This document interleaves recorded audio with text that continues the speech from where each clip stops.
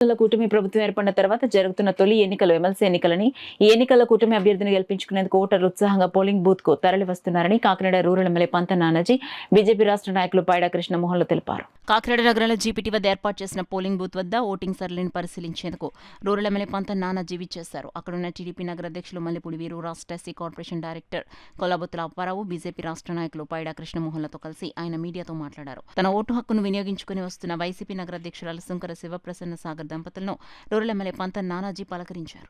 ఈ జంటని ఎవరైతే పవన్ కళ్యాణ్, చంద్రబాబు నాయుడు గారు ఆయన ఆశీర్వదించడానికి ఎలా వచ్చారో అలాగే ఇవాళ కూడా పెద్ద ఎత్తున ప్రతి ఊరి నుంచి కూడా యువత పొద్దు నుంచి బూతుల దగ్గర చూస్తుంటే 190% యువత ఎక్కువ కనపడతా ఉన్నారు. ప్రతి చోట యువత, మహిళలు పెద్ద ఎత్తున వచ్చి ఓటు చేస్తూ ఉన్నారు. అది రాజశేఖర్ని ఆశీర్వదిస్తున్నట్టుగా మేము అందరూ కూడా భావిస్తూ ఉన్నాం.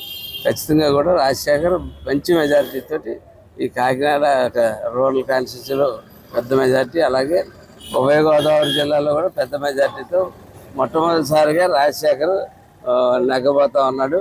కాబట్టి అలాగే ఈ కూటమి తెలుగుదేశం పార్టీ, భారతీయ జనతా పార్టీ, అలాగే జనసేన పార్టీ కూటమికి ఎన్నికల తర్వాత మొట్టమొదటి ఎన్నిక వీరి యొక్క పరిపాలన ప్రతిబింబం ఈ ఎన్నికలో కనపడుతుంది. ఖచ్చితంగా పెద్ద మెజార్టీతో నెగ్గబోతాం.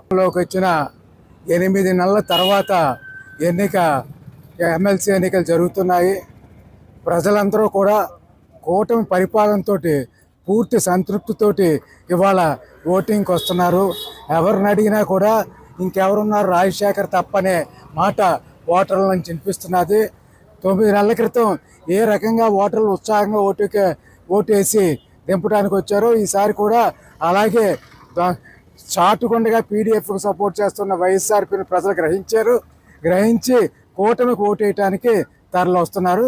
కూటమి విజయం అత్యంత మెజార్టీతో గెలుపొందుతారు.